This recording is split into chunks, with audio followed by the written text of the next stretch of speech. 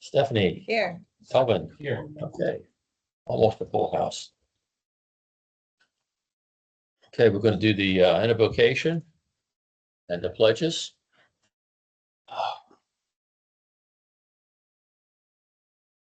Heavenly Father, we come to you today as an assembled body. We humbly request that you bless our meeting, our community, and our nation. Help us to work for the common good. Guide us to be insightful and prudent in our intentions. Work through us to provide a spirit of welcome to all in attendance and engage in respectful and thoughtful dialogue. Amen. I pledge allegiance to the flag of the United States of America and to the republic for which it stands, one nation, under God, indivisible, with liberty and justice for all. Honor the Texas flag. I pledge allegiance to thee, Texas, one state, under God, one and indivisible.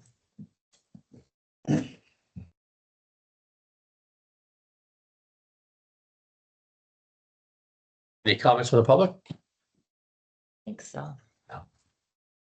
Yeah, handouts though.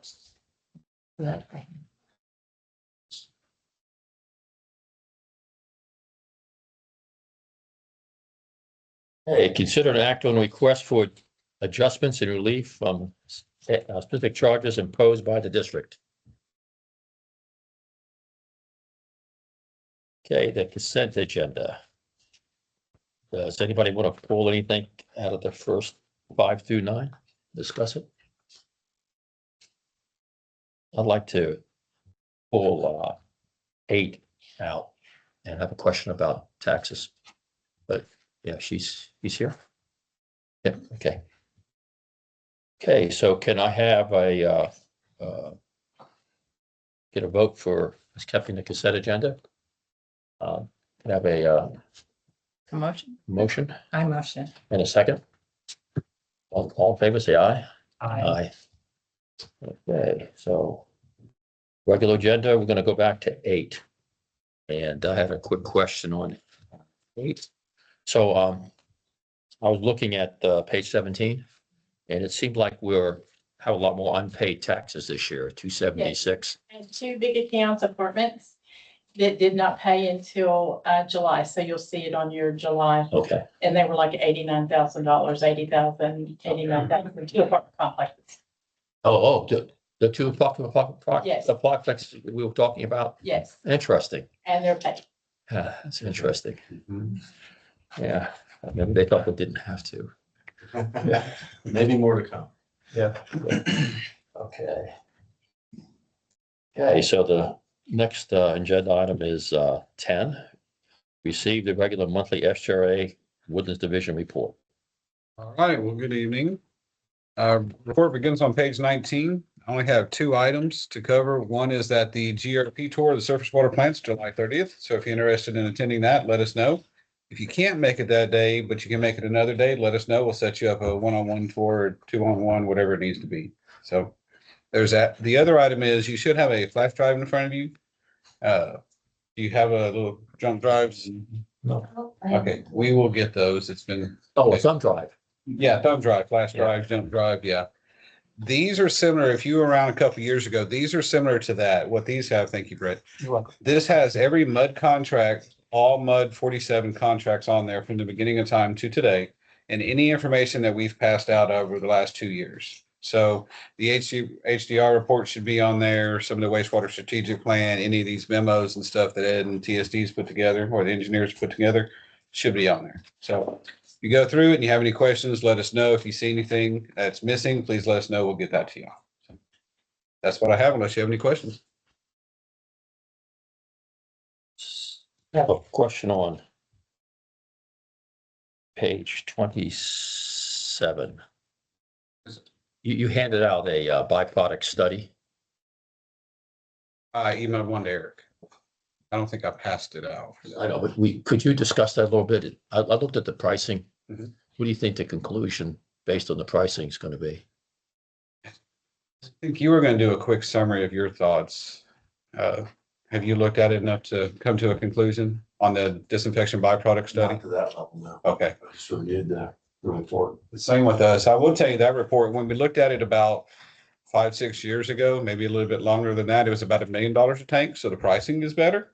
But it really depends on how much you want to put into the system to increase surface water. At some point, essentially, you're spending more money than it's actually worth. But something And beyond. right now, no more is available, so the question is kind of moot.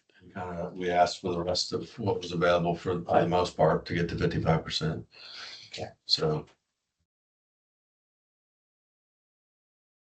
And then on page 25, the water plant number 1, 2, and 3 generator replacement, did that all occur?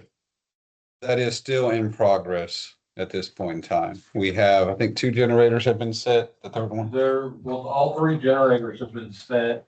The schedule for water plant 2 is completed. Water plant 3 is scheduled for the shutdown to tie everything in. I think on the 20th is the start of it.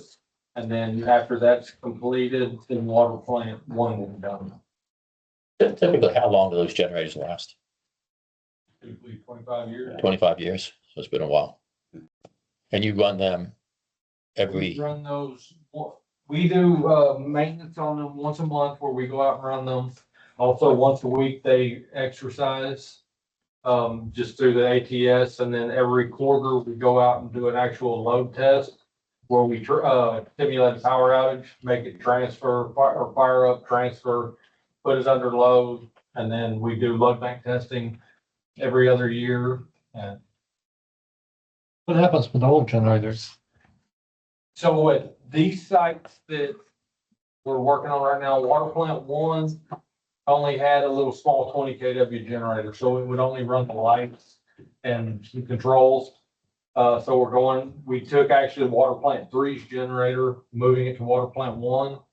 Water plant 2 was the same way. It only had a little 10 kW that would only run lights and controls. Now we've got a generator that'll actually run booster pumps, wells. And then with water plant 3, it had originally a 10 kW, same thing. And then it was replaced with a 450 kW, which would run 2 booster pumps, but no wells. But given the service area out there used a lot of water, so we needed to increase that. And we just moved that 450 kW to water plant 1. In some cases, you can move them. Other cases, because of the air attainment and the emission requirements, some can be moved and some cannot. if I'm not mistaken, auxiliary power was not required officially until I think it was Hurricane Ike that triggered a legislation that now required it at all water plants. There were a lot of, these 3 sites did have auxiliary engines that ran booster pumps or water well. Direct drives. Yeah. And so like water plant 1, the engine on water well 1 is original with the well. So it was 50 years old. Parts were very hard to get. We started having a lot of problems with it. Well 2 was capped. That engine had set for so long because of the methane gas that well produced. And so it was in very rough shape. And then the booster pump auxiliary engines were leaving those because they still run. And so it's just a belt and suspenders kind of thing.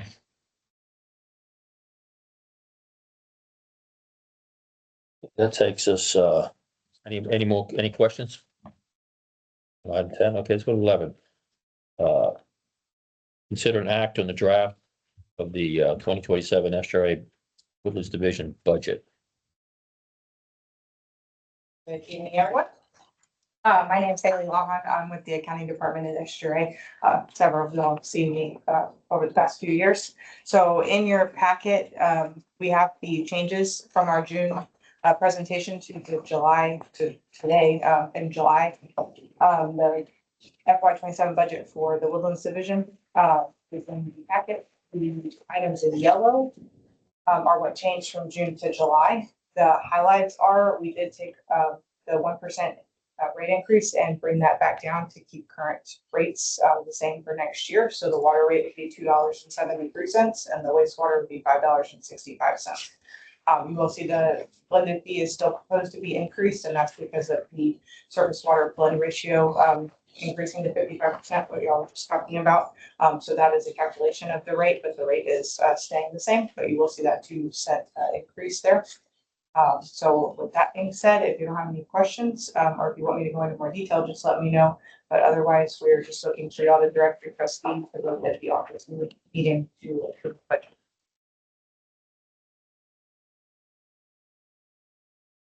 This is my third time, so I'm not question, so.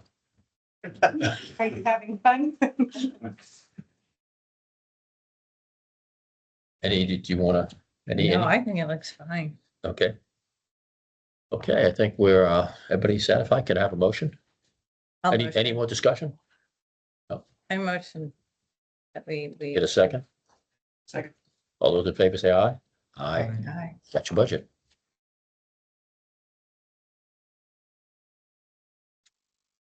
Okay, number 12, review and discuss draft Bear Branch Dam 26-27 budget and 10-year plan.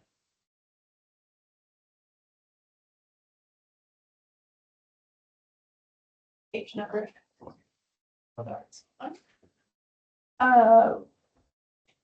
Starting on page 48 is the Bear Branch operating budget. We're gonna go through, I'm gonna talk about the financial piece of the budget. We'll go through operating, then repair and replacement. Brett will do the project plan discussion, and then Ed's gonna do a short discussion about future funding needs. But I'm Jamie Lewis. I'm the controller for the San Jacinto River Authority. I brought Zach with me today. He is the accountant for Highlands, Lake Conroe, Rollwater, and Bear Branch. And so a small portion of his job, but a very important portion of his job is doing the accounting for the Bear Branch division that we're responsible for on y'all's behalf. So he's here to learn. He's been with the River Authority about 9 months, and he is hopefully going to learn how this works and get familiar with it. And maybe next year you'll see him back here doing this. So, and I'll be in a supporting role maybe. So we'll see. We have the operating budget, so page 48, capital contributions. We have fiscal year 27 proposed capital contributions for all 5 MUDs of $567,000. Y'all's portion is, I'll tell you, yeah, 46. Okay, 242,000. Oh, I'm sorry, $91,818. That is for the O&M portion of the contributions. We did increase interest income estimates for next year, just slightly from 7,800 to 15,000. Our operating expenses, there's not a lot of change over last year to this year as far as operating expenses goes. One thing to point out that as Brett talks through the project plan, the fiscal year 27 engineering budget includes the volumetric survey that's included in the project plan. We did increase a channel desilting and desnagging from 25,000 to 50,000. And that's mainly to finish up a program that the Lake Conroe Division has started where they identified some inlets that were silted up. They're going through cleaning those up and helping with some of the drainage. And that's to finish out that program. The main driver of the increase in capital contribution this year is if you'll go ahead and go to page 49. At the top there, it talks about cash sources uses. So in fiscal year 26, we had $310,000 that we anticipated being able to start fiscal year 26 with. So it was cash carry forward from fiscal year 25 to 6. And so that pre-funded a lot of the operations and maintenance budget last year. And so y'all didn't have as big of a contribution. This year, we're estimating having 46,000. So that's the main driver behind the increase in the contribution. Is there any questions on O&M before I jump over to repair and replacement, which is the large dam project going on? Questions? Okay. You'll go on to page 50. That's the Bear Branch Repair and Replacement Fund. In the Repair and Replacement Fund, the only project that we pay for out of that is the dam replacement project that is going on. So for fiscal year 27, we are proposing a $1.5 million contribution. For MUD 46, that is $242,000. We're expecting $858,000 in U.S. Army Corps of Engineer reimbursement based on the project spend of $1,320,000 next year. We're anticipating cash source being rolled over from fiscal year 26 to 27 of $1,115,000. That is with estimated expenditures of from March to August included. If we don't spend all of that in March to August, it would roll over additional funds into fiscal year 27. However, it doesn't really impact the bottom line that Ed is going to talk about. So we do have an estimate for rolling from fiscal year 27 to fiscal year 28 of $2,153,000. So that will help pre-fund the fiscal year 28 and the projects, the funding needs that Ed is going to talk about. So The federal funds have an expiration date on them. Not that we're aware of. and if you don't have any questions, I can hand it over to Brett and he'll go through the project plan. And then we'll get. Good. Yep. Okay. Hi, good evening. I'm Brett Rayleigh, Estuary's Raw Water Enterprise Manager. I work for Ed, and my responsibilities include Lake Conroe Division, Bear Branch, and the Highlands Division. David and I are familiar with each other. I'm going to be talking to a handout that looks like this at your place, and it'll be presented on the slides as well. And then on page 51 of your packet, there's a complete summary and individual project sheets of the projects that are in the 10-year project plan. So especially for the new directors, if you're not familiar, our obligation under contract with five mud districts that are listed on the bottom left there is O&M of the Bear Branch Reservoir system. And so the system is comprised of the reservoir itself, the dam along Kirkendall, and then the flowage ways that run from on Panther Branch from 1488 just downstream of Gosselin, and then Alden Branch to where it ties in with Panther Branch, and then the Bear Branch from the dam site to where the confluence with Panther Branch as well. So it's about 200 feet. The flowage ways are about 200 feet wide, and that's just the cleared part. That's the part that we maintain with mowing and clearing limbs and fallen trees and stuff like that. It's actually wider than that. At what we actually own. So there's like an unimproved area to the back of property lines. So it's woods and then the cleared way. In terms of how projects in our 10-year project plan are determined, it's sort of the same that we share with in other divisions. We do regular staff inspections. You have at your place some notes from our field guys from the last month's inspections of the dam when they went out there every week. As you know, one of the main things we fight out there is graffiti, but some of our projects are determined, by what we find during those inspections. Of course, a lot of our projects are the result of our mandatory five-year TCEQ engineering inspections, a couple of which are relevant to today's discussion. And of course, our own rehab and repair history and surveys and studies, again, one of which we'll discuss today. So again, for new directors, this is just a depiction of the spillway itself. So the Bear Branch Dam is much larger than this. It extends to the left and the right. You've seen it off of Kirkendall, but the rest of it, left and right, would be earthen, and this is just the concrete structure in the middle. So it's comprised of three parts, really. The upstream soil cement, which is a dirt cement mixture that's hardened for taking the withstanding wave action and things like that. There's the service spillway that's in the V-notch spillway in the middle. That's where normal flows flow through. I would not be surprised if it's flowing right now. And then if the water gets to a certain level, then water engages the emergency spillway, which is much higher. You can also, that's where a lot of the graffiti is seen from Kirkendall, and then it would overflow, engage the emergency spillway. So those are the different elements of the spillway. And of course, you can see the service spillway in the cutout there. So I've talked about sometimes studies result in projects. Well, two inspections, two mandatory five-year TCEQ engineering inspections, subsequent ones identified that the soil cement and the service spillway should be addressed, replaced within a certain number of years.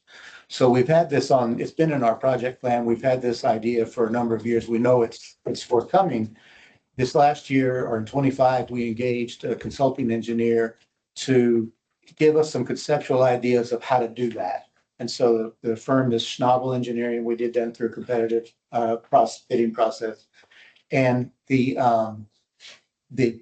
product that they came back with, we took to an entire all directors mud meeting.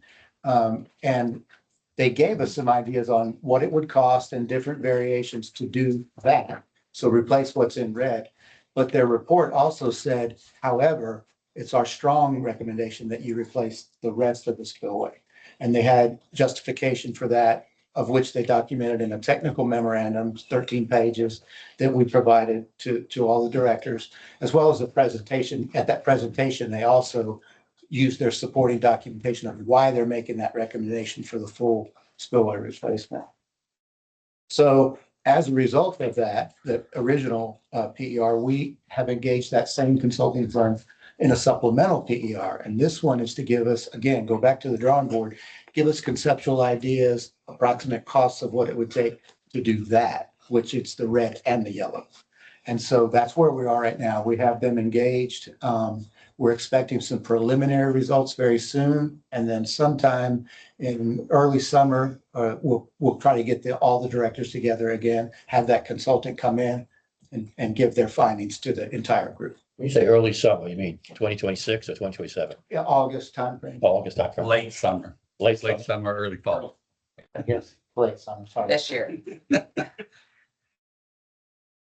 This page here is, this was the numbers, David, that you saw at the all mud meeting. This was the projected, at that level, a conceptual level, projected cost of the part where we replaced the soil cement and the service spillway. Now that we've engaged, and you can see there's a share of federal contributions and local funds. And now that we've engaged them in a project that's going to be more extensive than this, we're going to get a whole new conceptual design and estimated costs for that in this new supplemental PER. And is that, I was looking at my previous handouts.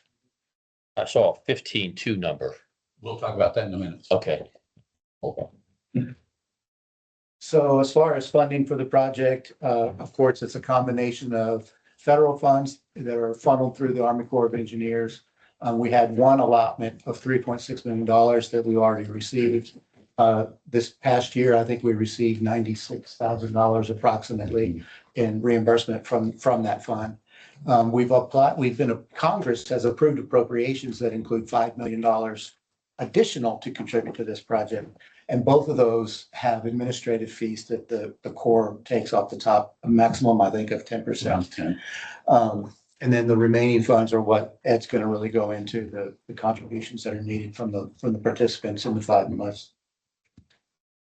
If you jump ahead 2 pages, you're going to see. On this slide, Yeah. the Go back. volumetric survey. Yeah. So are we silting up in that?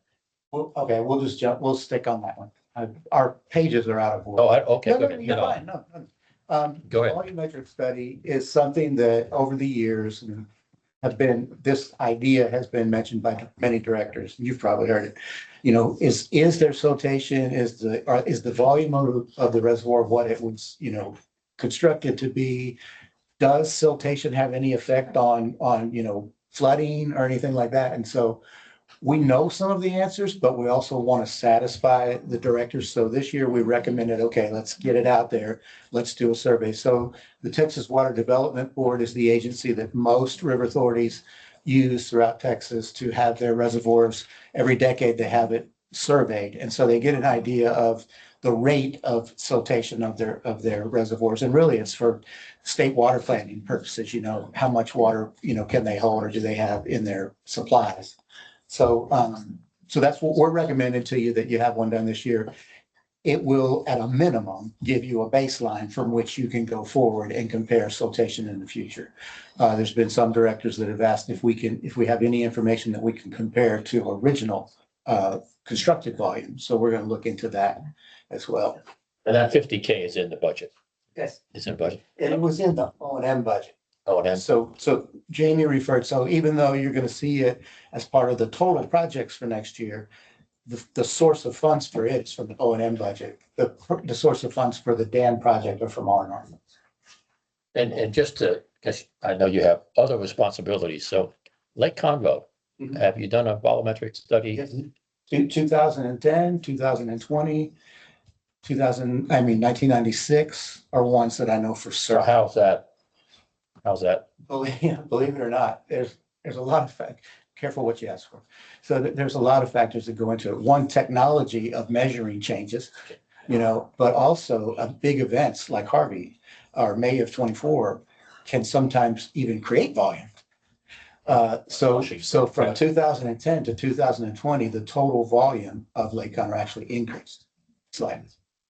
So and it's not an exact science, but it's an interesting science. They take cores down into the sediment and they can get an idea of what's transpired over the years. And of course, they do bathymetric surveys of the surface of the bottom, and it's really neat. It'll give us valuable So information. really no concern about Lake Conroe filling up. No. But all river authorities do it as a matter of practice. Yeah. This slide here is just kind of an overview of the 10-year project period. You can see we expect to incur $580,000 of additional expenditures this fiscal year. The 1.37 for FY27 is the combination of the dam project and that volumetric study, even though the funds are two different funds. And you can see in 28 and 29, those funds are pretty much all deal with construction of whatever project we end up with. The 1.32 that's budgeted for next year for the dam project is all engineering.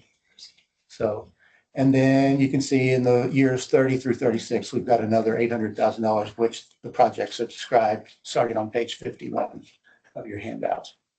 I have a question. Yes, on the previous slide. Mhm. Didn't all the woodlands mud contribute to the crop? Engineering. All the other meds didn't contribute to engineering or to Just the engineering. Okay.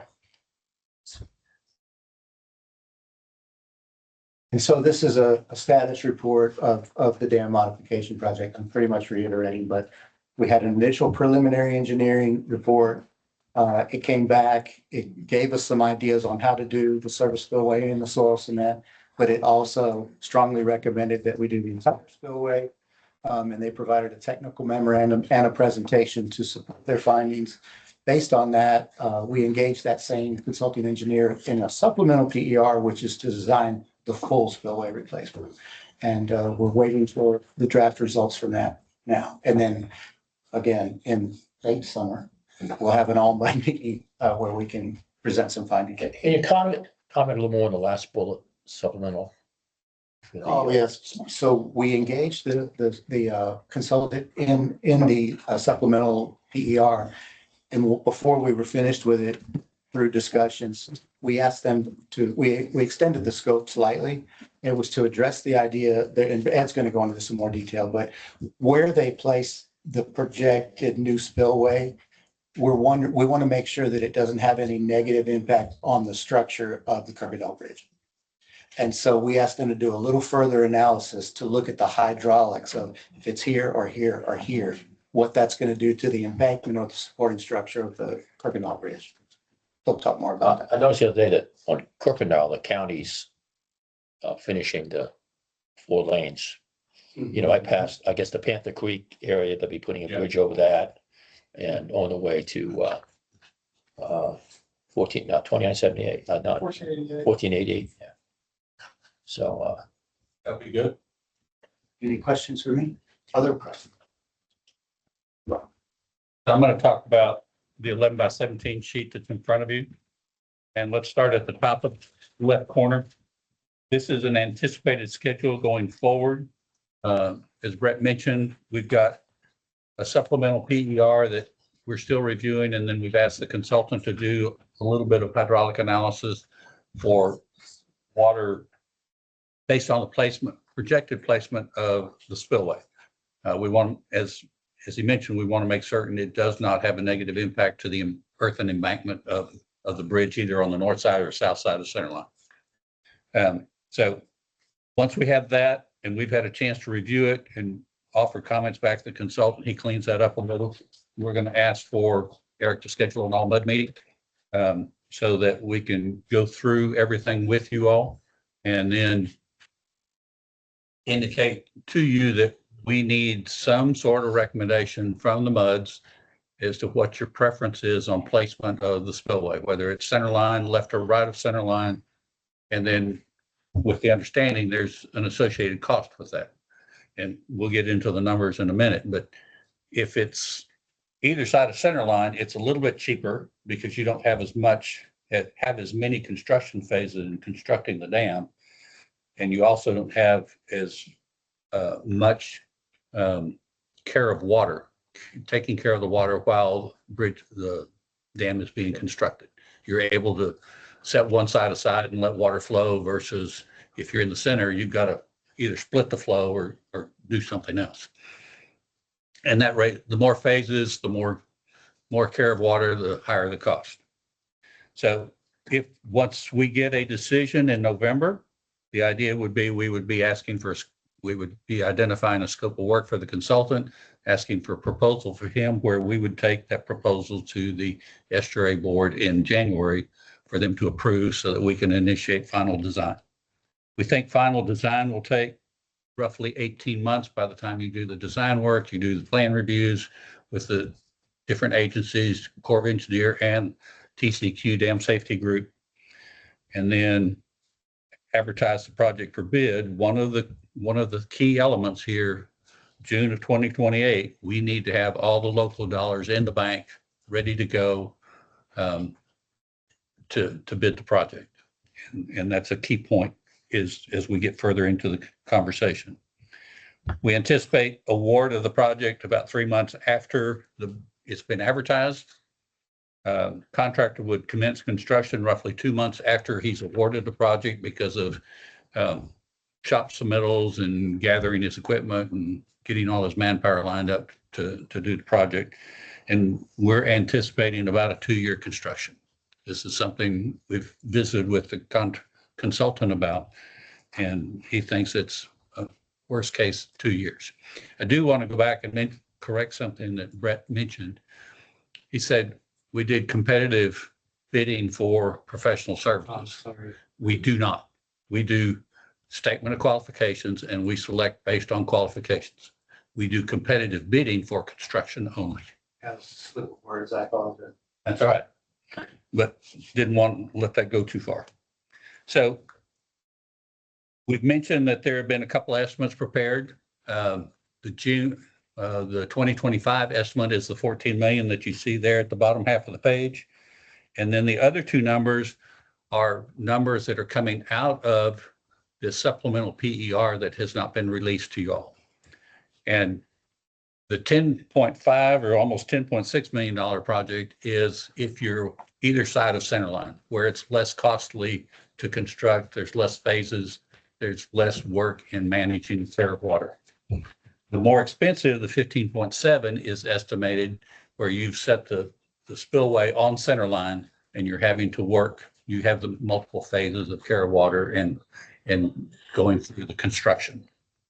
The only reason that's critical or important is when you go down to the table below, one of the things we're trying to establish is based on estimated costs that we know of today, and it will be better refined as we get further in, as we get into final design. We're trying to figure out how much money, one, to contribute to FY27 budget to start building the reserves.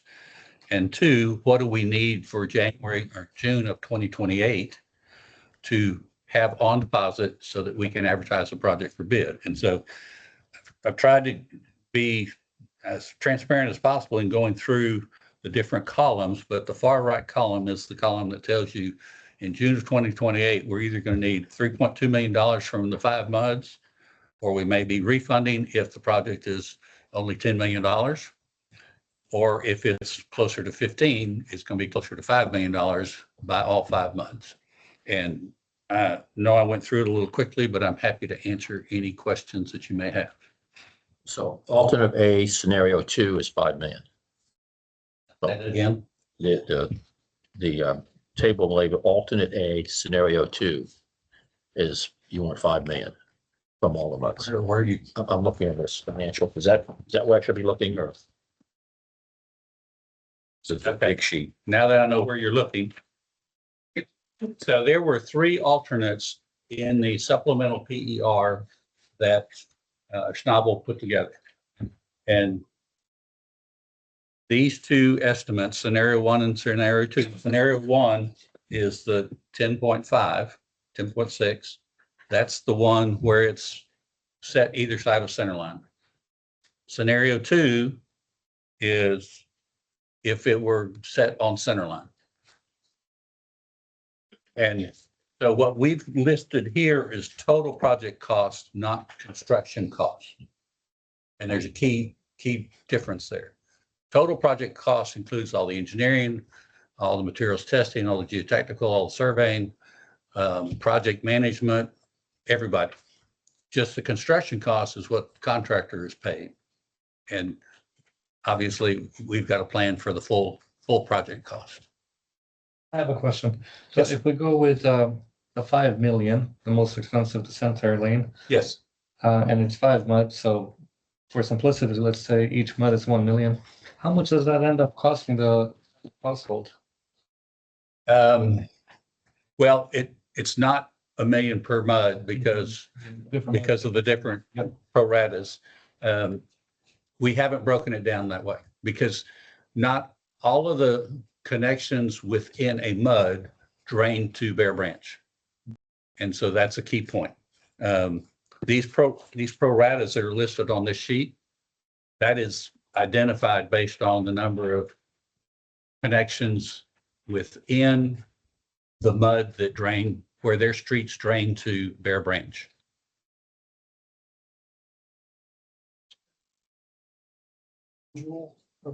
Each color coded. Mari, can you put the Go back. slideshow back up and go to the one that has the overall picture? This one here. Yes. So those colors that you see on in the PowerPoint presentation, Back of the first page. different colors of the mud are the different muds, and there's a legend there on the lower left that tell you. So 46, you all are on the south side of Bear Branch.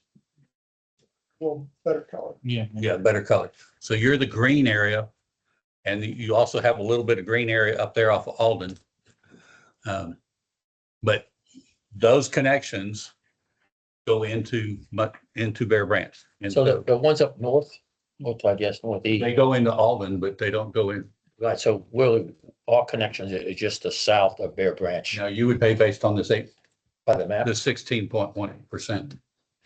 No, but I mean, this area here doesn't drain to the dam, does it? Correct. But do we pay for that? Yes. Oh, we do, okay. It drains to the system, Dave. What's that? It drains to the system. System, okay. It's based on the number of single-family equivalents of your whole district that drain into the benefit from the system. Just like 47 has to pay for the part that's down in Cocker's Crossing, that's downstream of the. Down by Goslin. So what we don't have to pay is the houses we have down in Gogan's Mill. Correct, that High Oaks area. So again, what would be the average cost, like approximate? I'd have to go back and look to see what 16% of the connections represent. So you'd have 2,200, call it 2,300 connections into both. Hang on, just one second. So it'd be 786, so let's say 800,000. Now, hang on. So, And keep in mind, if it's able to be funded out of your reserves, it costs nothing. It's already. You mean our reserve? Correct. Right. Correct. Right. Not cash in reserves, cash, which is likely what you would do if Right. you didn't have it, then you might need to sell bonds or do something else or raise your rates, in which case that would be a change to the customer. But if you're able to do it in with cash reserves, then there wouldn't be an increase at all to the customer. To answer your question of what is the actual cost back to each connection? It's $347 per connection. Split by 12 months or just one time? That's just a one-time. So basically, just doing the math on the 500,000, I mean, 5 million, that's, we'd owe So, 800,000 roughly. and then divide that by the 2,291 connections. Oh, I know, but I'm just talking about the MUD budget that we would fund, not the individual connection. So if we decide to fund it out of cash, then we'd have to have, we'd have to accumulate $800,000, which I think we have. So when is this due? Is this due? In 2028. So we have to give you, if 800,000, you want 800,000 by January 2028. On top of your pro rata share of the 1.5 million that's in the 27 budget. Oh, on top of the 27 budget. Correct. Oh, okay, so we owe $1 million. The good thing is we're getting back, thanks, I mean, from the HRA, $1.2 million. So we should have the money, plus we have debt Yeah, coming. coming off. So, I mean, I hear what you're saying about cost per home, but in reality, you're gonna have other funds that you're essentially gonna reallocate to being, paying toward this project as well as other projects. And from this sheet, the 91 and the 242 that your share proposed, we will put that in your draft MUD budget next month so you can see what that line item looks like. Yeah, And the you're result- saying the 187, Sorry, the 187? it's 91 and 242. It's on this page. So that 330 and change. That sum will be, you already have a line item in your MUD Oh, I budget say 91. for Bear Branch Dam. And that fluctuates year to year based on what's going on. But I'm just saying those two numbers will be putting into that budget so you can see what the result looks like. And what it does to your reserves. Main thing on this was to give you an idea of what funds were needed in the future so that you can be planning for it. And we will get, once the engineering gets underway, along about March of 2028, we'll have a better idea of what the projected cost estimate is. Because they'll be further along with design. You anticipate the cost will be close to this? It's going to be somewhere between 10 and 15. That's what I'm estimating.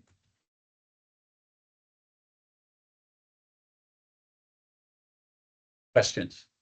Any more questions? Happy to answer them. When will we have a date for the August, September meeting? We don't have one yet, but I'll start working with Eric to get one set.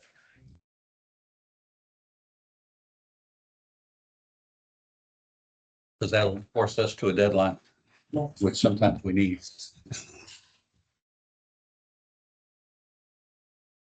Thank you very much. Okay, that ends 12. 13, consider an act on supplemental agreement with the XRA, issuance of bonds in connection with tier 1 project renewal. We're gonna, let's do another discussion. Yeah. So, Defer. so 14, receive an update regarding the status of the Bear Branch. Is it the same thing? Oh. Yeah, that's for the research project. Yeah, we got confirmation from the Corps of Engineers requesting confirmation that we are still interested in pursuing the CAP funding program, which would bridge the gap of that funding our project. So what that tells us is they're putting that into the feasibility funds. So for the history, we're short on funding. We're going for the CAP funding program through the Corps of Engineers, but they first have to do a feasibility. But they didn't have the funds in their budget to do that feasibility for the Corps. And so this is a confirmation that we are still interested in, that we do want them to budget those funds so they can complete that feasibility to identify whether or not they want to partner on the project with us. If they decide they want to partner on the project with us, then we will potentially be approved for the CAP funding program. So you think this fiscal year coming, resolve that. That's the expectation. Well, yeah, I don't know how fast they'll move, but at least they'll put that feasibility money in their budget. And I don't know how quickly they'll get on it. But yes, that'll be the expectation. Okay, consider an act on application number 7 for the retail water collection system rehabilitation. Yes. Two. This is for your sanitary sewer rehabilitation project. You are in year 2 of 3 phases of this project, and phase 2 is pretty much complete. So we do have a pay estimate number 7 in the amount of $224,663, of which your share of that particular pay estimate is $27,360. So I need a motion to approve the pay estimate number 7. Any questions? I'll motion to approve it. Okay, got a second? Second. Okay, all those in favor say aye. Aye. Aye. What's next? Was that in our packet though? I don't remember seeing it. Yes. Yeah. Starting on page 65, you can see the Oh, in the tiny print. yeah, you can see the specifics of, so, on a project, the contractor, once he's done a certain amount of work, every month he'll come to us and say, I'm ready to be paid for that work. We go out and verify that it truly was done, and then the pay estimate is final and presented to the owner. What happened to the beavers? I thought you'd come in here for beaver hat now, like Daniel Boone. I know, right? And, See it all in the ditches. We've seen it all. on page 73, I'm in the GM report. Let's wait a minute. Okay, consider adoption of a resolution concerning development district status for the 2026 tax year. Yeah, so if nothing's changing for this district this year, you were considered developed for 2025, you developed for 26. We got a couple new directors here, so I'll take a minute to kind of unpack that briefly. So historically, districts have been limited on how much additional revenue, property tax revenue for operating purposes they can generate from year to year without being subject to a rollback election. So historically, that was 8%. And if you exceeded that, then voters in the district could petition to force an election, but it wasn't automatic. It never happened. I've been doing this 20 years and never had that happen. So a few sessions back, it was 2 sessions back, there was a big push regarding property tax reduction. I mean, you heard a lot about it again. It really hasn't gone away. But at that time, one of the ways they addressed it, they had a multi-pronged approach, but one of them was to reduce the maximum amount that a taxing entity, so not just districts, but all entities, could increase their tax revenue without being subject to a rollback election. So for cities, counties, a lot of other large entities, they just got subject to a 3.5% limit. And if they exceeded that, they were subject to an automatic rollback election. So for special purpose districts, the legislature recognized that one of the primary purposes of special purpose districts of MUDs is to facilitate and finance development in new areas. So of course, you're going to be exceeding that revenue number because you're creating a lot of new, neighborhoods and homes and what have you. So there was a kind of a 2-tiered system that was created, and they created this concept of a developed district versus a developing district. And what they did was they just frankly created an arbitrary metric of if a entity has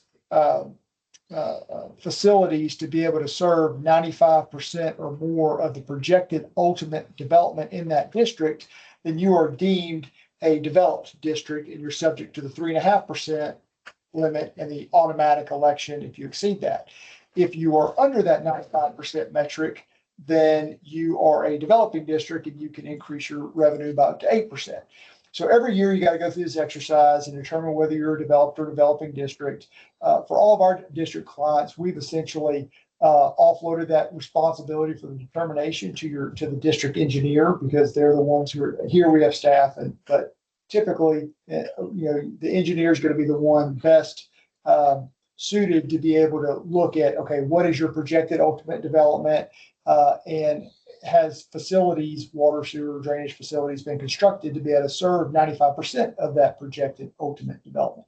So they prepare or they fill out a spreadsheet or a worksheet each year and provide it to the district, and the district attaches that as an exhibit to the resolution. It says, based on what our engineer says, we're either a developed or developing district, and therefore our limit is such and such or such and such. So y'all were a developed district last year. We're a developed district again, which is no surprise. I mean, we're pretty well built out, very little undeveloped property.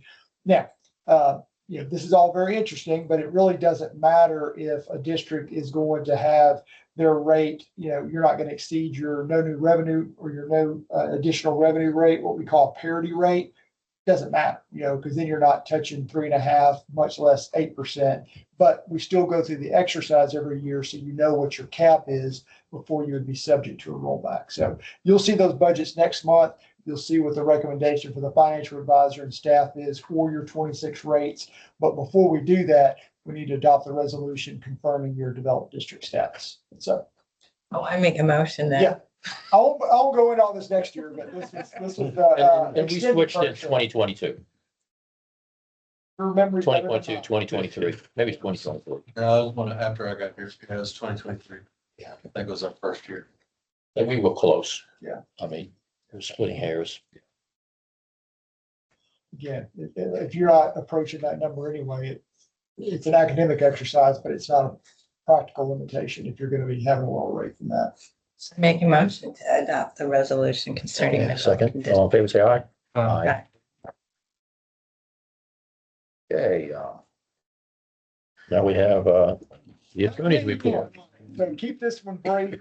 Only thing I have there is a reminder, if you haven't completed your cyber and AI training, the deadline is the end of next month. So try to get that done and let Shelley know. That's all I have in the attorney's report. Happy to answer questions.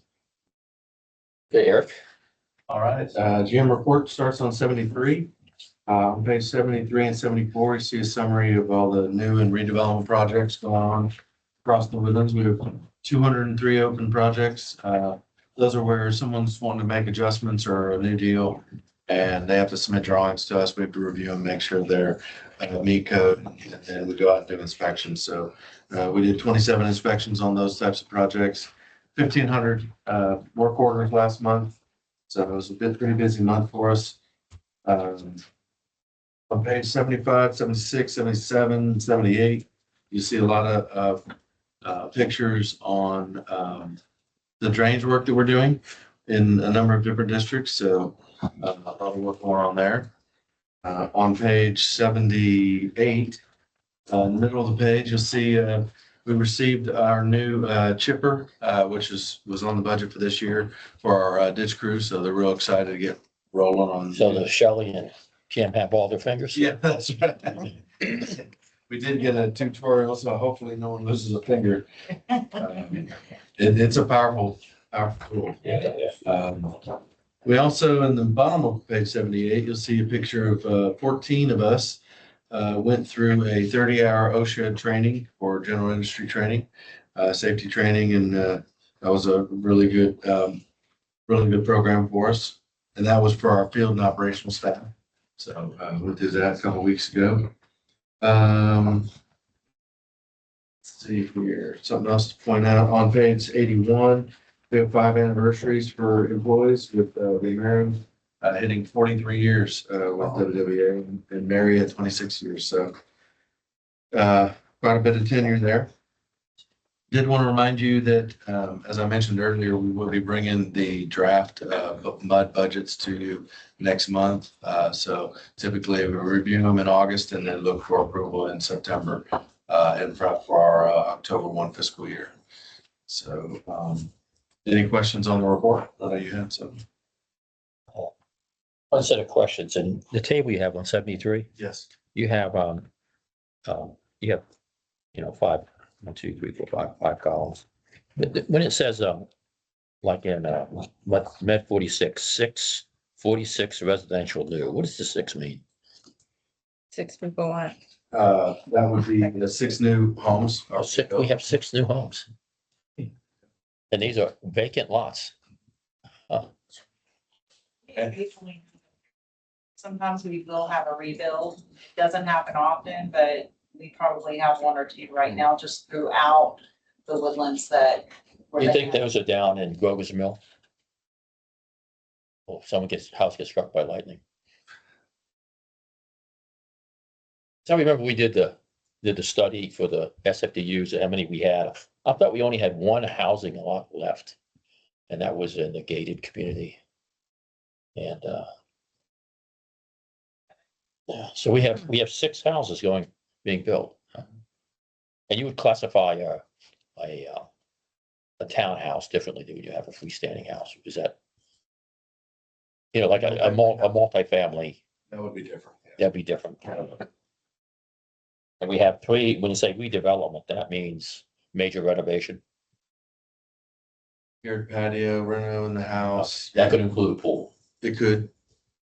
That's anything that will require any kind of exterior plumbing changes or extensions privately. Specifically, we don't care what the pool looks like or Right, anything like that. We want to make sure whatever they're doing, if they're touching water or sewer, then they're doing it correctly and not posing any threat to the public. Actually. But that's the pool water down there. Exactly. That's part of it. Yeah. And so on the 6 homes that are being new, are we charging the SFDU fee? Now, so that was asked by former director on when do we collect that? Because we see a lot here. Have we collected already? We don't collect until towards the end when the inspection and the taps are made. So you'll see them on here for a bit, but we are implementing your resolution. Absolutely. And that was July of 2025. So it's possible that some of these may have been started prior to that. Bill. Yeah. That's true. We didn't read, that's right. Right. Yeah. But everything new. I think they're getting it. Any other questions on? Trustee, we kind of covered everything that we've talked about in the trustee report. Yeah, I do have John with the communications update. If you have some. I'll be quick. You got a communications report on page 94 through 97. I want to touch on a couple things within that, noting that water quality reports were emailed out the end of June, backed up by social media. You can find them around, of course, online as well. And then hard copies will be mailed out the next week or so. I got a hard copy at home. I got a hard copy at the house. I can't. I'm not good at interpreting it, but I'm sorry, you said it already arrived in the. it's already. Oh, okay, yeah. Article there on 94, that's currently in Wood Speed Magazine on Mitchell's approach to water infrastructure planning and QR for that, if you haven't read that yet. And then on 95, I wanted to report on the findings of our pilot program. So for water education, water conservation, for 5th graders at Tufts. So we did a pilot program there in May and June, or excuse me, April and May.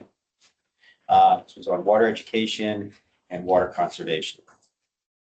Students learned about our local water system. They then had a conservation kit that they took home. They worked with their parents to implement a variety of water serving devices like faucet aerators and low shower heads and so forth.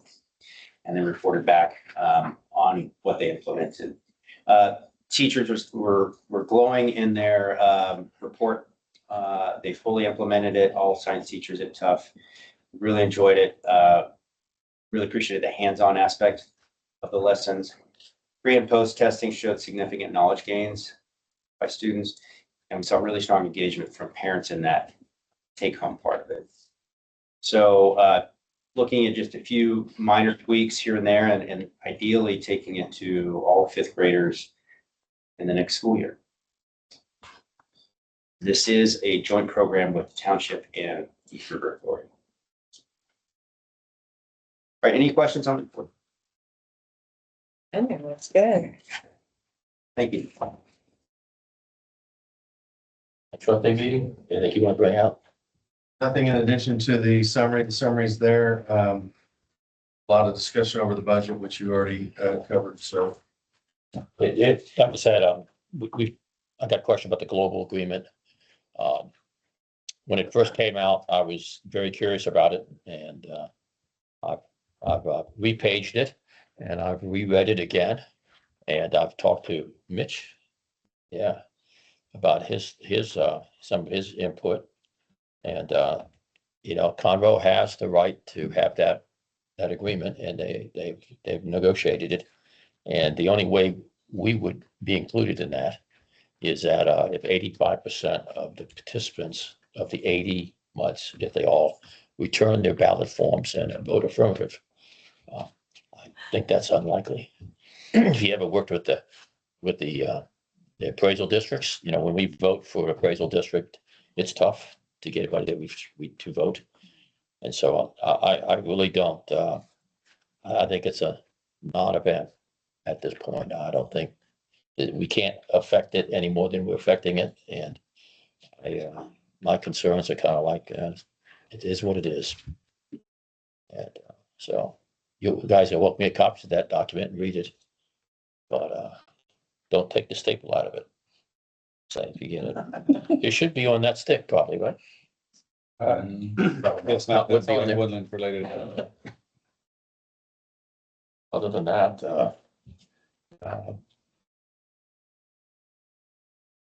that's all I have.